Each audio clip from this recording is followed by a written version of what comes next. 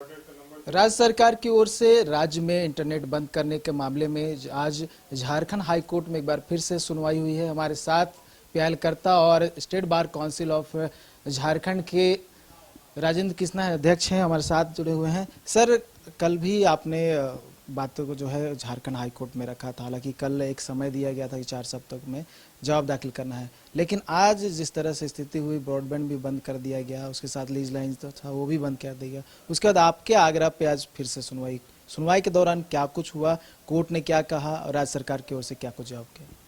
नहीं, कल जो पीआईएल था ना, तो कल का पीआईएल जो कल की सुनवाई जो हुई, तो उसमें कोर्ट ने कहा कि ठीक है, आप चूंकि पूरा सिस्टम पूरा इंटरनेट बंद नहीं था, तो कोर्ट ने कहा कि ठीक है, अभी उसको उतना तक जो पार्ट सिस्टम बंद है उसको चलने दीजिए।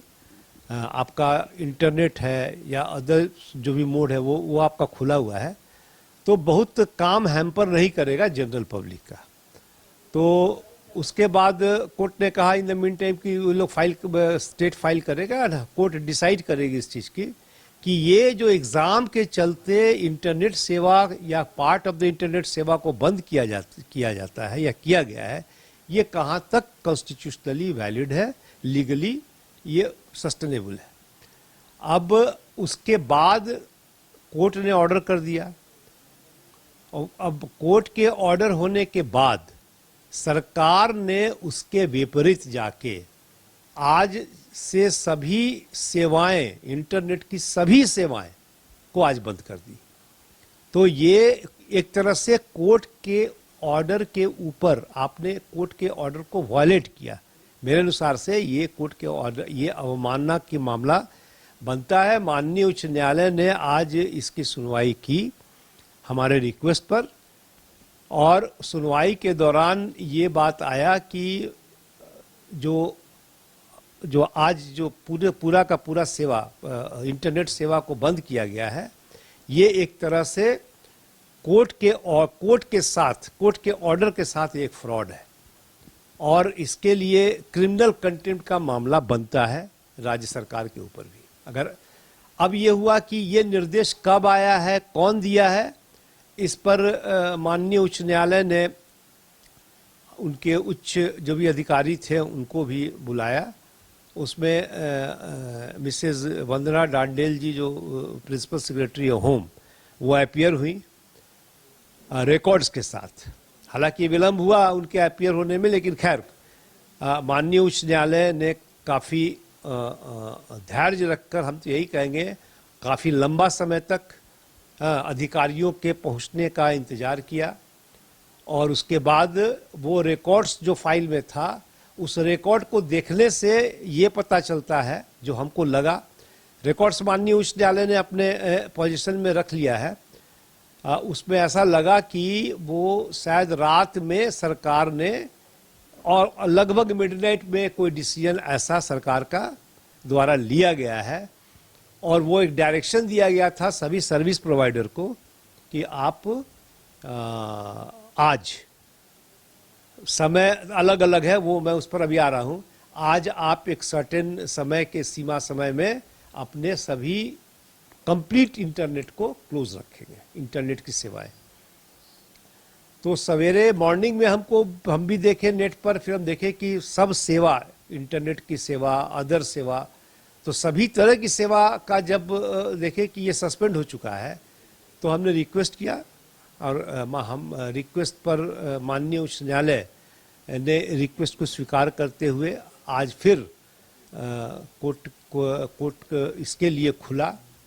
और इसमें अब है कि ऑब्जर्वेशंस बहुत सा था माननीय उच्च न्यायालय का, ऑर्डर अभी तक आया नहीं है, और इसमें आज कहा गया है कि ये सब जो सेवा जो कल का ऑर्डर था, उसके बियॉन्ड आपने या स्टेट गवर्नमेंट ने जो ऑर्डर किया है उसको स्टे कर दिया गया, और तुरंत वहीं पर बीएसएनएल के पदाधिकारी को बुलाया गया, जियो के पदाधिकारी अपीयर हुए, इन सब के पदाधिकारी को बोला गया कि आप तुरंत सेवा को बहाल करें, और बहाल प्रक्रियात्मक जो डिले हुआ वो हुआ, लेकिन सेवा बहाल की गई माननीय उच्च न्यायालय के निर्देश के द्वारा। और स्टेट गवर्नमेंट को आदेश दिया गया कि आप डिटेल्ड काउंटर फाइल करें कि आपने कोर्ट के जो ऑर्डर था कल का, उसके बियॉन्ड जाके आपने निर्देश और आदेश क्यों दिया। और 6 सप्ताह का टाइम मिला है, इसके बाद फिर सुनवाई होगी। तो सुनवाई में अब 2 विषय आ गया। एक विषय आ गया कि क्या ये बंद करना जस्टिफाइड है लीगली, कॉन्स्टिट्यूशनली, नंबर 1। सेकेंड अब ये आ गया कि ये जो ऑर्डर माननीय उच्च न्यायालय ने कल पास किया, उसका वायलेशन जानबूझकर करना क्या कोर्ट के ऑर्डर के साथ फ्रॉड है, और ये क्यों नहीं क्रिमिनल कंटेम्प्ट बनता है। कल भी बहुत सारे क्वेश्चंस किए गए थे, पॉलिसी को लेकर कहा गया था और अन्य एग्जाम को लेकर भी पूछा गया था सवाल कि और भी एग्जाम अगर राज्य में होते हैं तो क्या इस तरह से इंटरनेट सेवा बंद कर दी जाएगी। देखिए, मेरे अनुसार तो अगर हमसे पूछिएगा तो इंटरनेट सेवा यहाँ इसलिए बंद नहीं होना चाहिए, कुछ भी नहीं बंद होना चाहिए। इसके पीछे रीजन है कि ये एक फंडामेंटल राइट है under article 19 of the constitution, और fundamental right can not be taken away, मतलब इसको लिया नहीं जा सकता है एक ऐसे स्थिति के लिए जहां कि आपके पास ऑल्टरनेटिव रेमेडी है।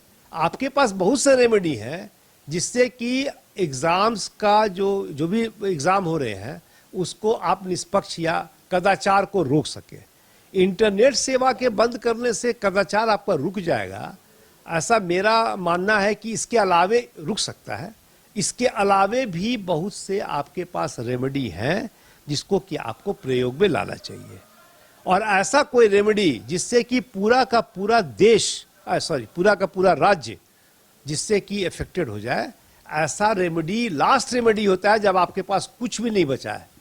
तो section 69 of the information technology act, section 69A, उसको भी हम पढ़ते हैं, हम टेलीग्राफ एक्ट पर भी जाते हैं, तो वहाँ भी जो प्रोविजंस है उस प्रोविजंस के अनुसार लीगली इस तरह के इश्यूज में एग्जाम्स का हो या अदर छोटा मोटा ये जो इश्यूज है जहाँ पर कि वैकल्पिक आपके पास उपाय है, वहाँ पर इंटरनेट सेवा का बंद करना ये कॉन्स्टिट्यूशनली वैलिड नहीं है। हालांकि ये अभी माननीय उच्च न्यायालय को डिसाइड करना है, इसलिए हमारा ये अपना दलील है।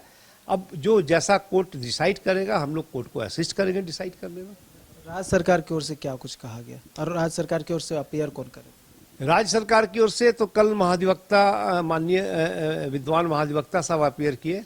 आज additional advocate general Shri Sachin Kumar ji appear किए थे, और सरकार के पदाधिकारी में हमने कहा आपको कि श्रीमती वंदना डांडेल जी जो हमारे प्रधान होम सेक्रेटरी हैं वो अपीयर की थी। देखिए, इंटरनेट सेवा बहाल हो गई है हाईकोर्ट के निर्देश के बाद, क्योंकि हाईकोर्ट ने इस पे सख्ती दिखाई थी। कल ये कहा गया था कि सिर्फ मोबाइल का इंटरनेट बंद किया गया है, लेकिन आज लैंडलाइन, ब्रॉडबैंड सभी सेवाएं बंद कर दी गई थी जिससे दिक्कत हो रही थी।